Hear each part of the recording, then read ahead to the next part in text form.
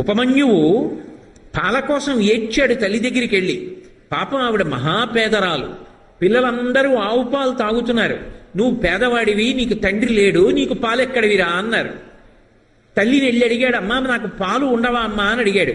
ఎక్కడి నుంచి తెస్తుంది పిచ్చి తల్లి? ఆవిడ పాలు లేవు అని చెప్పలేక బియ్యపు పిండి నీళ్లలో కలిపి ఇచ్చింది తాగరా అని. పిల్లవాడు తెలియక నీళ్లు పట్టుకుని పరిగెత్తుకుంటూ మిత్రుల దగ్గరికి వెళ్ళాడు. సాటి పిల్లల దగ్గరికి వెళ్ళి, ఇదిగో పాలు, ఆవు పాలు మా అమ్మ నాకు కూడా ఇచ్చిందన్నాడు. వాళ్ళు వాసన చూసన్నారు, ఇవి ఆవు పాలు కావు, మీ అమ్మ నిన్ను మోసం చేయడానికి వరిపిండి నీళ్ళు ఇచ్చిందన్నారు. ఏడుస్తూ వెళ్ళి, అమ్మ నాకు ఆవు పాలు లేవా, నాకు నాన్నగారు లేరా అన్నాడు. ఎవడు చెప్పాడురా నీకు నాన్నగారు లేరని? లోకములకంతటికీ తండ్రి శంకరుడు, ఉన్నాడు మీ నాన్న. లోకములకంతటికీ తండ్రి శంకరుడు, ఉన్నాడు మీ నాన్న అంది. అయితే ఎలా కనపడతాడన్నాడు. వెళ్ళి తపస్సు చేయి, ఆయన కనపడతాడంది. బాలభక్తి. వెళ్ళి పరమశివుడి గురించి తపస్సు చేశాడు. ఉన్నాడు అని నమ్మి తపస్సు చేశాడు. ప్రత్యక్షం అయ్యాడంతే. నీకేం కావాలన్నాడు. పిల్లవాడు పాపం ఏం తెలుసు, నాకు తాగడానికి ఆవు పాలు కావాలన్నాడు. శంకరుడు నవ్వాడు. ఆవు పాలు ఇవ్వనా? నేను దర్శనమిస్తే నీకు ఇవ్వవలసింది కాసిన ఆవు పాలా? నువ్వు నన్ను అడిగావు కాబట్టి పాల సముద్రాన్ని సృష్టిస్తున్నానని క్షీరసాగరాన్ని సృష్టించాడు ఉపమన్యువు కోసం. ఆయన చెయ్యలేనిది ఏముంది లోకంలో? వాసుకి పేరు చెప్తే హడిలిపోతారు. అంత పెద్ద సర్పం, అంత పెద్ద సర్పాన్ని తీసి మెడలో హేళగా ఆభరణంగా వేసుకున్నాడు. ఆదిశేషుడు 1000 పడగలతో భూమిని మోస్తాడు. అటువంటి ఆదిశేషుడు ఎగిరి కాలిని పట్టుకుంటే పాదానికి అందెలా అలంకారం చేసుకున్నాడు. ఆయన చెయ్యలేనిది ఏముంది లోకంలో? హాలాహలాన్ని చూసి అందరూ భయపడిపోతుంటే ఆయన దగ్గరికి వెళ్ళి బ్రతిమాలేరు. అందరూ హాలాహలం తరువుకొచ్చేస్తోంది, కాల్చేస్తోంది అని భయపడి చని కైలాసముజొచ్చి శంకరుడి వాసద్వారముంజేరి ఈశుని దవ్వారికులు అడ్డుపడ్డ తలమంచుంజొచ్చి కుయ్యో ముర్రో విను మాలింపుము చిత్తగింపుము దయన్ వీక్షింపుమన్ చంబుజానన ముఖ్యుల్కని రక్తరక్షణ కళా సంరంభునిన్ శంభునిన్ అంటారు పోతన గారు. వెళ్ళి కైలాసానికి, శంకరా నువ్వు తప్ప మమ్మల్ని ఎవరు కాపాడతారు, స్వామి రక్షించన్నారు. అనేటప్పటికి బయటికి వచ్చి, పరహితము చెయ్యునెవ్వడు పరమహితుండగును భూత పంచకమునకున్ పరహితమే పరమధర్మము పరహితునకు నిదురు లేదు పర్వేందుముఖి అంటూ హాలాహలాన్ని దేవతల కోసం పుచ్చుకున్నాడు. ఆయన చెయ్యలేనిది ఏమిటి? ఆయన నాకు ఇది కావాలని ఇప్పుడు అడగడు. భక్తి ఉన్నదా మురిసిపోతాడంతే. ఆయనకి కావలసింది ఆ భక్తి ఒక్కటే. ఆయన అందరికీ అన్నీ ఇవ్వగలడు. ఆయనకి మనమేమిస్తాం? ఆయన సృష్టిలో వచ్చిన వాళ్ళం మనం. నా గుండెకాయ నేను పెట్టుకున్నానా, నా కాలేయం నేను పెట్టుకున్నానా, నా ఊపిరితిత్తులు నేను కొని తెచ్చుకున్నానా, నాలో ఉన్న ఎముకలు నేను పెట్టుకున్నానా? ఇందులో చర్మము, రక్తము, మాంసము, కొవ్వు, అస్థి, శుక్ల, మేధ అనబడేటటువంటి 7 పదార్థాలు ఉన్నాయి. ఈ 7 పదార్థాలు నేను సృష్టించానా? ఈ కళ్ళకి వెలుగు నేను పెట్టుకున్నానా? ఈ ముక్కుతో గాలి తీసే శక్తి నాకుందా? అందరూ ఊపిరి తీయగలిగిన వాళ్ళైతే ఊపిరి ఆగిపోయి ఎందుకు చచ్చిపోతున్నారు? కానీ మహానుభావుడు ఈ శరీరాన్నంతటినీ ఆయన సృజించాడు. ఒక చెట్టు పంట పండాలి అంటే మామిడి చెట్టుకు ఎవరు చెప్పారు వసంత ఋతువు వచ్చింది కాయలు కాయి పువ్వులు పుయ్యని? కోయిలకు ఎవరు చెప్పారు వసంత ఋతువు వచ్చింది పాట పాడమని? ఎవరు చెప్పారు పక్కనే ఉన్నటువంటి వేప చెట్టుని నువ్వు ఉగాది వచ్చేటప్పటికీ పువ్వు పుయ్యాలని?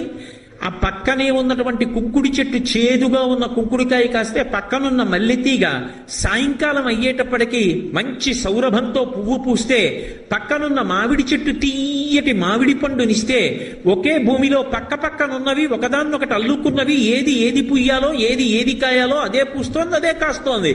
ఎవరి శాసనానికి? అది శంకరుడంటే. అటువంటి మహానుభావుడి యొక్క ఆజ్ఞకి లోబడి లోకంలో అగ్నిహోత్రుడంతటి వాడు ప్రతి ఇంటిలో పాచకుడిగా ఉన్నాడు. అగ్నిహోత్రుడు ఇంత వెలిగితే చాలు, ఆయన తలుచుకున్నాడా దగ్ధం చేసి పారేస్తాడు. ఒకానొకప్పుడు నేను ఉద్యోగంలో కొత్తగా చేరినటువంటి రోజులు 1980-81 ప్రాంతంలో ఒకసారి మంచి మే నెలలో నేను శ్రీశైలం దర్శనానికి వచ్చాను. దర్శనం చేసుకుని కొంత దూరం దిగేటప్పటికీ బస్సు డ్రైవరు చాలా భయపడిపోయాడు. దావానలం అంటేసుకుందండి, మనకి తెలియలేదు, ఇది కార్చిచ్చు అంటారు. అంటే ఎటువైపు నుంచి ఎటువైపుకి వస్తుందో చెప్పలేము. చీకటి పడుతోంది అప్పుడప్పుడే, ఎటు చూసినా అగ్నిహోత్రమే. అది కూడా దూకుతూ వెళ్ళి అంటుకుంటుంది. కార్చిచ్చు ప్రబలిపోయిందండి, ఇలా ఉందనుకోలేదు, ఎక్కడో దూరంగా మంట అనుకున్నానో అంటుకుపోయింది అన్నాడు. అది వచ్చేస్తే ఎవరేం చేస్తారు? క్రూర మృగాలు కూడా భయపడిపోయి వచ్చేస్తాయి, కార్చిచ్చు లేని చోటుకు వచ్చేస్తాయి.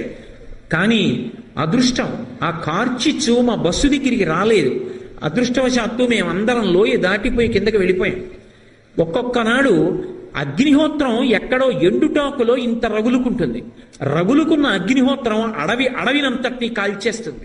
కానీ అదే అగ్ని మన ఇంటిలో వెలిగిస్తే మనకి వంట చేసి పెడుతున్నాడు ఆయన కర్మ. ఆయన కర్మ కాలి కాదు. ఎవరి కోసం చేస్తున్నాడో తెలుసా? శంకరుడు ఆజ్ఞాపించాడు. వాళ్ళందరూ అన్నం ఎలా తింటారు? నువ్వు ప్రతి ఇంటిలో వంట బ్రాహ్మణుడవై వంట చెయ్యి అన్నాడు.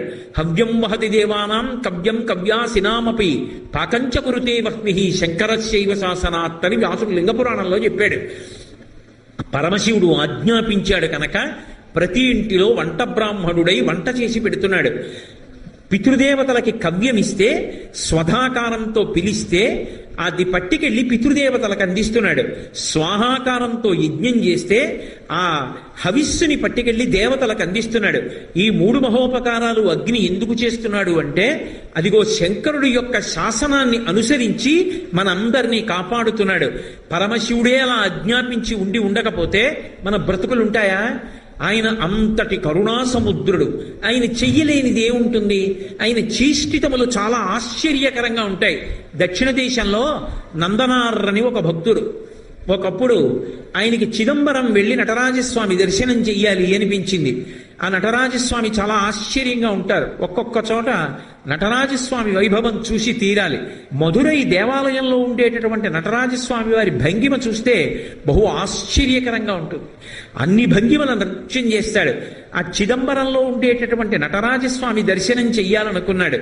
యజమాని దగ్గరికి వెళ్ళి అడిగాడు చీకటి పడుతుండగా, అయ్యా రేపు చిదంబరం వెళ్ళాలనుంది, నటరాజస్వామి దర్శనం చెయ్యాలనుంది, నేను వెళతాను, నాకు అనుమతి ఇవ్వండి అని అడిగాడు. ఆయన మహా ఐశ్వర్యవంతుడు, మంచి మదోన్మత్తుడై ఉన్నాడు.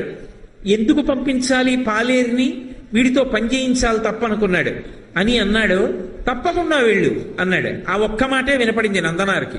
సంతోషపడిపోయాడు. ఆయన అన్నాడు, ఇవాళ రాత్రి మనకున్నటువంటి 500 ఎకరాల పొలాన్ని నాగలి పట్టి దున్ని, విత్తనాలు చల్లి, పంట పండించేయి, కోత కోసేయి, గడ్డి తీసుకెళ్లి వాము వేసేయి, ధాన్యాన్నంతటినీ కూడా దులిపేయి, ధాన్యాన్ని బస్తాలకెత్తేయి, ధాన్యాగారాలకి తీసుకురా, అంతా కూడా శుభ్రంగా సంరక్షణ చేయి, గడ్డివాములు వేసేయి, పంట పొలంలో మళ్ళీ ఎక్కడా ఒక్క గడ్డి పరక లేకుండా తీసేయి, చిదంబరం వెళ్ళిపో అన్నాడు. ఆయనకి ఇవన్నీ వినపడలేదు. ముందు వెళ్ళిపో అన్న మాట వినపడింది. సంతోషపడిపోయాడు. తర్వాత ఇవన్నీ వినపడ్డాయి. అలాగే అన్నాడు. వెళ్ళిపో అన్నాడు కదా అన్న సంతోషం. గబగబా పొలానికి పరిగెత్తుకొచ్చాడు. కటిక చీకటి. రాత్రి 7-8 అవుతోంది. తెల్లవారేటప్పటికి చిదంబరం వెళ్ళాలని కోరిక. రాత్రంతా నడిస్తే కానీ చిదంబరం వెళ్ళలేడు. రాత్రి 500 ఎకరాల పొలాన్ని దున్ని, పంట వేసి, పంట పండించి, నీరు పెట్టి, కోత కోసి, ధాన్యం దులిపి, బస్తాలకెత్తి, గాజల్లో పోసి, గడ్డి తీసుకెళ్లి, వాము వేసి, పొలం శుభ్రం చేసేసి తాను చిదంబరం వెళ్ళాలి. అవుతుందా? ఒక్కనాటికి అవదాన్ని అర్థమైపోయింది. అయ్యో, చిదంబరం వెళ్ళమన్నాడన్న ఆనందంలో వచ్చేసానే, ఇప్పుడు నేను ఈ చీకట్లో ఈ పొలం ఎలా దున్నుతాననుకున్నాడు. ఒక్కసారి ఆకాశం ఆయన స్వరూపమేగా, పైకి చూశాడు. శివా నరిచి నిన్ను చూడకుండా ఉండలేనయా అని స్పృహ తప్పి పడిపోయాడు. ఆయన తలుచుకుంటే ఒక్కసారి సంకల్పం చేస్తే పంట పండేస్తుంది. కానీ తన భక్తుడు పడవలసిన కష్టం తాను పడాలనుకున్నాడు. కైలాసంలో కొడుకులిద్దరినీ పిలిచాడు. ఒరేయ్ రండి అన్నాడు. విఘ్నేశ్వరుడు, సుబ్రహ్మణ్యుడు, ప్రమదగణాలు, పార్వతీదేవి అందరూ కలిసి భూమి మీదకి వచ్చారు. శంకరుడు స్వయంగా పంచె తీసి పైకి పెట్టి గోచి పోసి కట్టాడు. నాగలి పట్టాడు. ఆయన తలుచుకుంటే ఎంతసేపు భూమి దున్నేశాడు. పార్వతీదేవి విత్తనాలు చల్లింది. విఘ్నేశ్వరుడు కలుపు తీశాడు. సుబ్రహ్మణ్యుడు కోత కోశాడు. పంటంతా పండేసింది తీసుకెళ్లి ఆ గాదెలో పోసేశారు. గడ్డివాం వేసేశారు. తెల్లవారుతోంది, ఇంకా 2 అవుతోంది. నందుణ్ణి లేపాడు. నందనార్ చిదంబరం వెళ్ళన్నాడు. ఎలా వెళ్ళను? ఎలా పంట అన్నాడు. పండేసింది చేర్చేశామన్నాడు. నీ యజమానికి చెప్పి వెళ్ళిపో అన్నాడు. గబగబా పరిగెత్తుకుంటూ యజమాని దగ్గరికి వెళ్ళాడు. నువ్వు చెప్పినట్టు పంట పండించానన్నాడు. తెల్లబోయాడు జమీందారు. లేచి వచ్చి చూశాడు. గాదెలో పంట ఉంది, గడ్డివా ఉంది, అన్నీ ఉన్నాయి. అర్థమైంది శివానుగ్రహం అంటే ఏమిటో. నందనార్ కాళ్ళ మీద పడ్డాడు.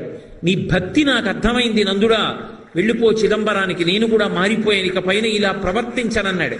చిదంబరం వెళ్ళాడు. అర్చకులు ఆయన పట్ల చాలా కఠినంగా ప్రవర్తించారు.